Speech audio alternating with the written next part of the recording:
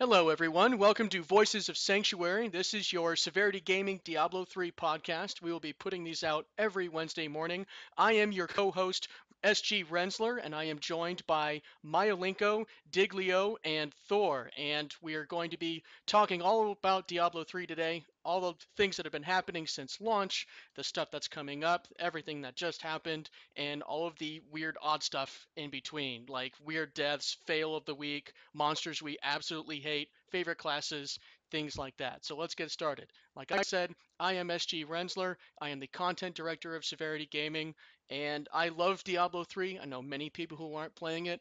I'm in it for the long haul, I'd say. I'm excited to see what they're going to do with future patches.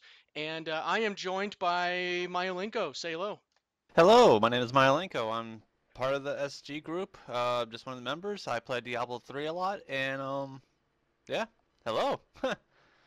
All right, we're also joined by Mr. SG Diglio. How's it going, guys? I am Diglio, also known as Diggs. Not very good with nicknames, but oh well.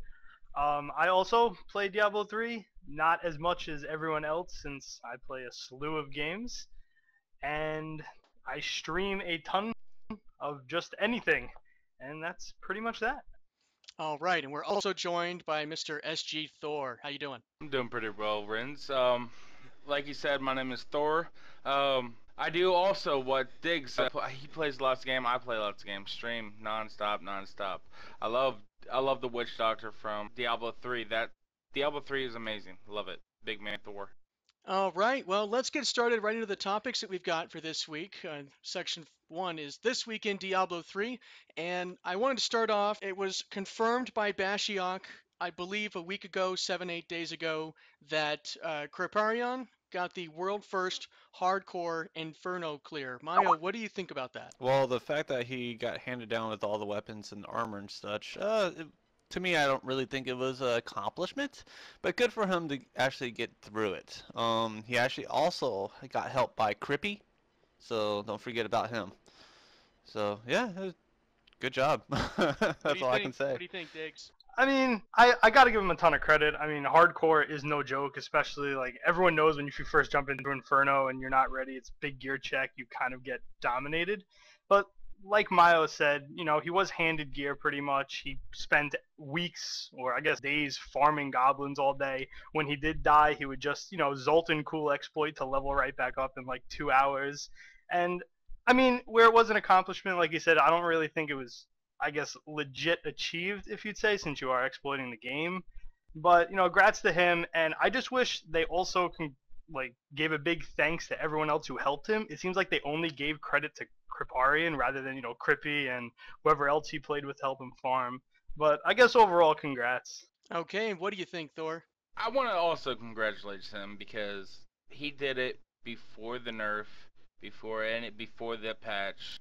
Even though he did get handed stuff, he did use the exploit, but Blizzard could have done a hotfix right there and then when they found out about it. But yeah, you're supposed to go back and farm. But anyway, that was an exploit. Way too much XP for that. I really want to congratulate him because he did it well before the patch when the creator even said you're going to die in hardcore. Just straight up, that's what he said. So yeah, congratulations. I understand, but I recognize that it happened, that he did it. I just do not like how. I don't like his personality. So, and yeah, I guess congratulations. Fine, I said it. I don't really mean it, but I said it. I just don't like the way he did it. To me, it doesn't seem like a stand-up way to do it. So yes, he's clever. He found a way to accomplish it, but I'm not super happy about it. So let's move on to the other guy who's been getting thousands of viewers, tons of follows, all kinds of views, just blowing up, basically first page, top guy on twitch.tv right now in the streaming, and that's Kungen.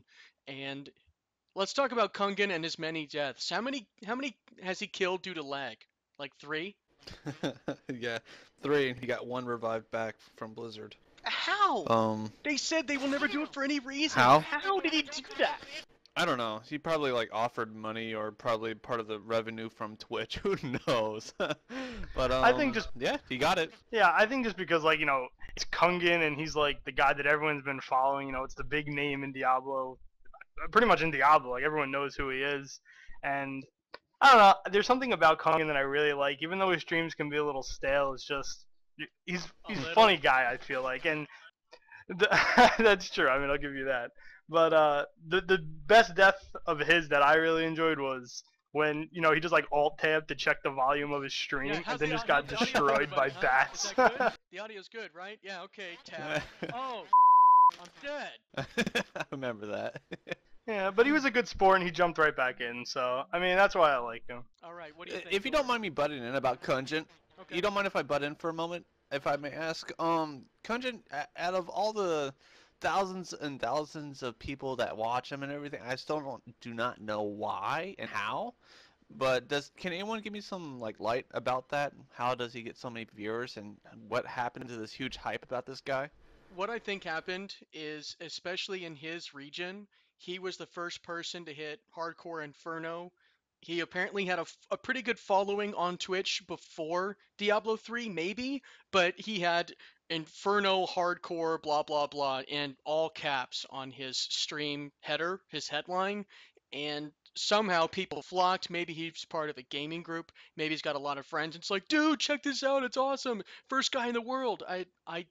I really can't explain how, but I can tell you that's what I think. So how come he hasn't died out viewers because of how many deaths and how much he hasn't yet to beat the game, even if the game is now nerfed? Well, the way I see it, Kungen is now turned into the video gaming of Howard Stern. Okay, so most people who hate Howard Stern listen to him to see what he's going to say next, right? Most people watch Kungen to see how he's going to kill his next character, or what's the really well, cool the issue thing? is with Kungen. Okay, go ahead. The thing is that you can't understand any word he says, so what's the point? No, you can't. No, if you're a U.S. listener, That you're not point learning right there is the exact reason why I'm not following him. I'm not following Kungen because I don't understand what the hell he is saying. That does make total sense. I mean, yeah, I just think I don't know. I don't follow him either, but every now and then, I'll jump onto the Twitch page. I'll jump onto Diablo 3, and I'll just click on a stream just to see what he's doing. But to be honest, I like the one guy he plays with, the guy Dirge. Oh my God, the way he just randomly dies. Oh man, I really think people follow him just to see him die. That's what he's known for. I saw that. I saw Dirge die once. It was hilarious. Okay, so we got Kungen out of the way, so let's talk about the big thing, the two big things really that's happening in Diablo 3 since launch, okay? Server stability and the lagging rubber banding. Go ahead, Mile. The server stability. Well, I've already died, 3 times from server issues. I'm not very happy with it. I wish Blizzard will kick you out of the game once there's a server issue happen when you're in game, so that way you don't die, especially when you're hardcore. And for the lag and rubber banding, they've been doing pretty good now. They've improved. I haven't really experienced any rubber banding for a while, so that's good. What do you think, Diglio? For those who follow, my blog on Severity Gaming, you'll know how much I pretty much quit Diablo 3 for 3 days because of the lag. So I really hope that they improve it over time. And like Miles said, if they could find a way to kick you out, when you hit over a certain latency or something, it would definitely be really good for the hardcore scene. As for the rubber banding, I haven't really experienced it much. I would say the last time I really noticed it was maybe when the game first came out. Other than that, it's very rare. I usually will only find it if it's, I'm stuck behind a rock or something. Okay, go ahead, Thor. I have to say that I like the theory of kicking you out, but instead I would say give you a warning saying, hey, your ping is high, you should go to town and whatnot, because they can't really kick you out. Because if they kick you out, you can't do anything for 10 seconds. That 10 seconds thing is still there. You're still going to die. So I think they should give a warning, somewhere down in the chat, where you can town out and stay in a safe place instead of just kicking you out. Okay, now to that, 2 ideas, 2 things. One is, well, they gave you the ping indicator in the bottom right-hand corner near your mana/rage/ whatever you want to call it pool, and say, oh, when that goes red, get to town. But by the time that's happened, you're already in a bad spot because you're in the middle of whatever, fighting who knows what, how many things, and if you're in the middle of a rare mob in a cave, you can't just, let me hit T and wait 5 seconds for my town portal to work. That doesn't happen. That's why you're there fighting, is because if you run, you'll die, and you try to town portal, you'll die. The second thing is, if they booted you from the game, what they should do is a character lock. So I'd get a big message in the middle of my screen that says, you have been booted from the game due to server instability, but at that point, there is no 10-second penalty. The server basically saves your character right then and cuts you off and gets you out of the environment. That would be great. They probably can't even do that. And as you know, that's what made Diablo 2 a better game when it comes to hardcore is because they did that. Yep, as soon as you lost communication with the server, it would simply kick you out and says you've been disconnected. Your connection has been interrupted is what you would get. Or if you were lagging really badly, even in the main selector screen, the Battle.net game select screen, and you were trying to join a game, it would say failed to join game. It's like, no, your connection's so screwed right now, we're not letting you in. So that makes sense. So let's go to the next topic, the real money auction house. I know we all play hardcore. I know Diggs has been thinking about getting into softcore and running the real money auction house. So Mayo, what are your thoughts on that? It's terrible. I wish it was there was a real money auction house for hardcore instead of softcore. I think I give it about a good 3 months till everything becomes pointless in that whole area. Okay, what do you think, Diglio? Yeah, I mean, I could see why there's no real money auction house on hardcore. I mean, who would want to, pay a couple $100 on gear and then just it be gone? As for it on softcore, I have gone into it a little bit. I think I've made like $9 or something, but I think it's ridiculous. People putting stuff up for $200+ and people actually spending real money to pay or to buy it. Like it's weird. Like all the money these people are spending on gear, it's like you can get like a down payment on a car or something. And these people are spending it on a video game. It's just weird. And of course, and one thing that really it bothers me, it was like how many people spent like $200 for like or $250 for the best like Demon Hunter gloves in the game with like 20% attack speed or whatever, and then all of a sudden they nerf it and the gloves are now useless. It's like it like patching and nerfing stats and stuff. It's really going to affect like you spend $300 on an item and then a week later the item's worth 30 cents.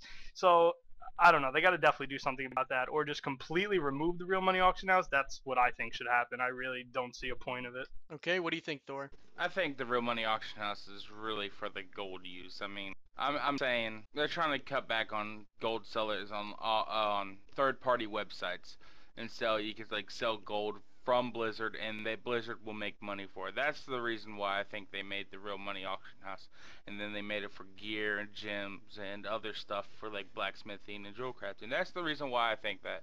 But yeah, I think it's pretty much useless other than gold and gems and like that. If I may just butt in for a second, if they do make that as a saying like, oh, it should only be for gold, then why isn't it in like other Blizzard titles? Like in WoW, for example, how many gold sellers and stuff are there? It's like, I don't know. It's just, I don't think it's an effective way, especially if they're going to do it just for gold. I mean, I'm just playing like devil's advocate here, but that's what I think. Okay, well, I have an idea. What if, let's say hypothetically, I can change anything about the real money auction house that I want?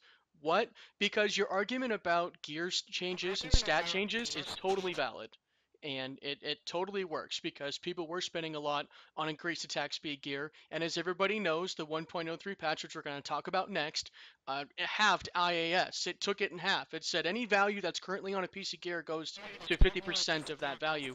What if I removed gear from the real money auction house? Let's say it's gold and commodities. What would you think of it then? I mean, I would absolutely love it. I think it should really be for just gold and commodities. Why spend all this money on gear? It's like people are just throwing money into the game without actually experiencing it. They're like, oh my god, I Inferno, gotta buy the best gear in the game no matter how much it is, and then farm all day and just make all my money back. So I'm all for gold and commodities. Okay, what do you think, Mayo? I think that sounds a great idea. Nothing to discuss there for me. Okay, what do you think, Thor? That's exactly what I was trying to get my point across to on my statement. Okay, all right. So, sales figures. Let's talk about how much this game has sold.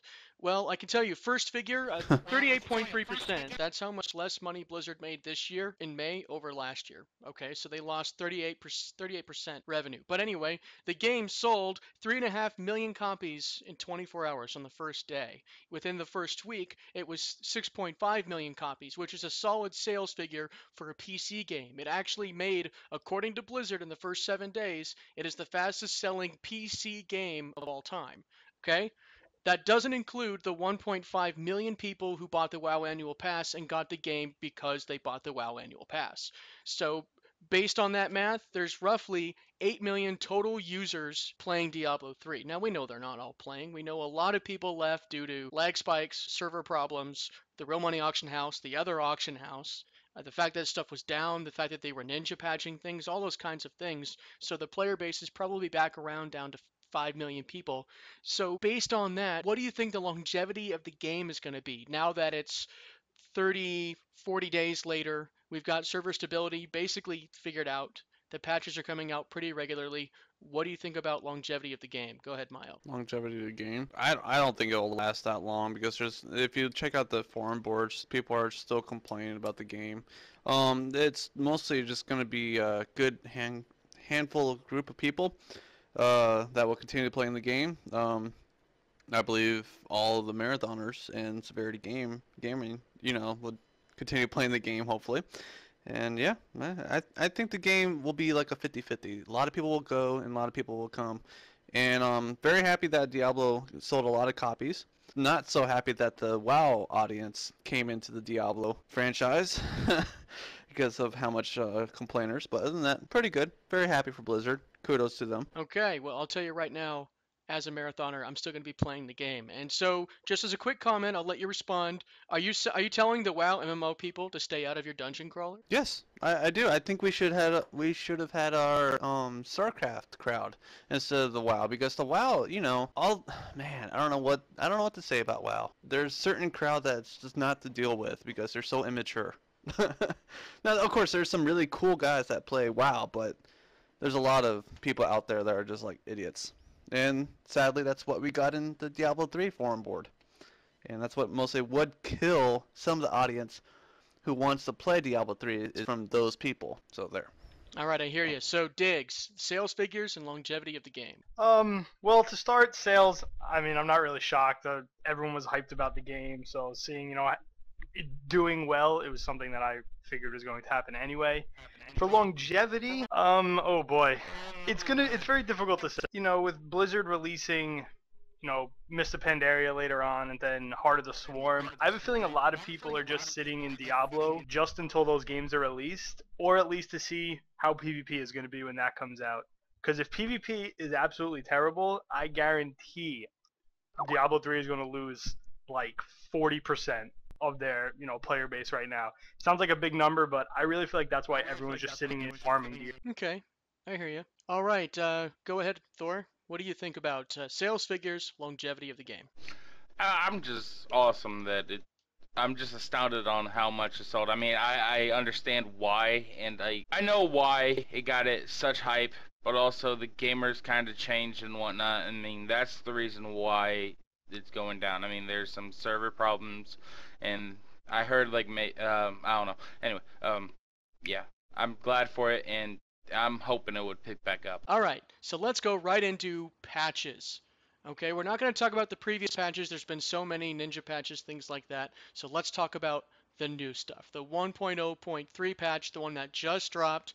I'd like to start off with the Warden buff, the fact they gave him 2 new affixes. It's Molten and I think Desecrator, and he ends up getting Plagued or something in Inferno. I think it's maybe Desecrator in Inferno. I like that. I like the fact that they made him stronger, they made him harder. Same thing with Gome. I like the penalty for staying in that cloud longer, and the fact that he basically crop dusts the entire level, so you have to get in there and just take it, So that's why resists are really, really, really big. And Mayo, you mentioned that the fight was a bit harder with him, so we'll get on that. And then there's the Inferno nerf, the new jewel crafting costs, and the new blacksmithing costs. So Mayo, what are your thoughts on the various changes in the 1.0.3 patch? Well, I'm happy that the Warden is a little bit stronger. I wish they buffed him a little bit more because last time fighting him, he was still easy because his HP was pretty low, but his attacks were pretty strong. He's still kind of just very easy to deal with. The nerfing on Inferno, I think that was the biggest mistake that any company could do with their hardest difficulty. I think they should have just left it the same, and that should just be it. And the new jewel crafting cost, cool. It's cheaper, good. Because I found it very pointless to spend so much money for such one little item to raise up your stats by, what, 2%. Yeah, there's some jewels out there that, if you can make stars, that'll boost up your stats by far. But if you're like trying to craft up a square and it will cost, what was it, like 2300? No, not 2300. Yeah, 2300 per, jewel to upgrade. Terrible. So I'm happy about the drill crafting costs. The blacksmithing costs, I haven't really dealt with it. I'm more of a drill crafting kind of guy. And on the golem buff, not so sure about him. I haven't seen anything new about him. I didn't know there was a buff from him. So yeah. There was a buff on the Gome Cloud. What happens is there's an initial damage and then a dot if you stand in it. They have increased the dot if you stand in it by quite a bit. The initial damage is the same. So if you're really kiting like you do as a wizard, you're not just standing right in front of them like a melee guy like I am, then you may not even notice the difference, which I think is fine because I think Right. it's designed to make it a little bit harder for us melee guys, which makes sense. Okay, so Well, I didn't know that, so there. Diglio, what do you think about the changes in the patch? Well, to start, Inferno, again, why nerf it? They come out saying it's the hardest difficult, people weren't able to beat it, and yet people were beating it, and now they're nerfing it, I guess, so other people don't have to sit and farm all day. In my opinion, keep it where it was. People were doing fine. People, like, you played Diablo to farm, so you shouldn't nerf something so you do less farming in order to get prepared to progress. So I think that was a big mistake. Jewel crafting costs, blacksmithing costs, reducing it, good, I guess. We all play hardcore, so I guess we don't really blacksmith that much because it seems kind of useless. Jewel crafting, we all sit in, so yay for those two, I guess. As for, the Warden, the Gom, and I also think Cydia, or whatever her name is, from Act 3, they buffed. They, Yes. increase the damage on, the spiders that come out. Well, what they did, I really think... what they did is they increased the ability of the spider to directly attack the player, so they go after the followers less. And if you're a monk and you've got a water ally or any kind of ally, they go after that less. They attack you directly. They actually nerfed the damage a little bit to compensate. So they still do more damage if you go on a long enough timeline, let's say 10 seconds of constant attacks. But that's what they did, is they basically changed the attack behavior. Yeah, I feel like buffing, mini bosses and bosses, I think that's what they should really be focused on. Because the boss fights really are kind of a joke, I feel like. Like, nothing really gives you that much trouble. I feel like the elites are way harder than the bosses, and for people to just, come in and kill Belial without any, care in the world, with like 5k HP on Inferno, like, there's a problem with that. So I feel like, they need to up it on the other boss. Keep buffing them, buff their damage, buff their HP, or buff something. Change their mechanic around. When Inferno comes out, I feel like they should have like a hidden mechanic that you don't know about until you actually fight the boss. For instance, give like Belial how he has, his little fire breath. He has, his little slams and the big orbs that come down and blow up. They should give him something else on top of that you're not ready for. Surprises is what you want to see in Inferno, and I feel like that's how it's going to make it even harder, especially if they're nerfing the difficulty of it. Okay, what do you think, Thor? I just want to say that I love the freaking jewel crafting, basically fix. How they decrease it, that's freaking amazing. For us, like, the keeps on dying before hell and whatnot, I love it that, like, after a certain point, they kept it how it was. I'm just glad that they lowered the requirements for lower gyms. I love that. I hate that they nerfed Inferno, even though I haven't even got there on hardcore. I hate it that they nerfed it. I wanted to try it when it was hard as a Dixie. I don't even know. Just hard as... Yeah, like Inferno. I just wish it was like that. I guess it's still gonna be hard, but I'm just not glad that they freaking nerfed it. Okay, I haven't been to Inferno either, and I still wanted to play it at its original difficulty. And Diggs, I love the fact of the hidden mechanic. I like that idea. That would be awesome. I just want it to be really difficult. It better be a challenge. When I finally get a character to 60 and I go to Inferno, it better freaking be a challenge, or it's going to be such a letdown. Okay, so now we're moving on to the fun, for me at least, the best part about this podcast and what I had written up that we're going to talk about today. The PvP patch. I love PvP. I love it. I love it. I love it. I played it in Rift. I played it a lot. I was basically the unkillable guy in the server. I was the one that everybody was angry at because as a healer they couldn't kill me. Now in PvP in D3, yes, it's different. There's no open world PvP. It's arenas. It's controlled. It's 4-on-4 teams. I think it's going to be awesome. No, I've never played it. Not in the beta, haven't gone to BlizzCon, but I'm still stoked. So, those are my thoughts. Mayo, what do you think? PvP patch. PvP I heard was a lot of people were saying it was just going to be a 2 versus 2 and 1 versus 1. But hopefully Blizzard actually wakes up and actually make a 4 versus 4 tournament PvP group setting.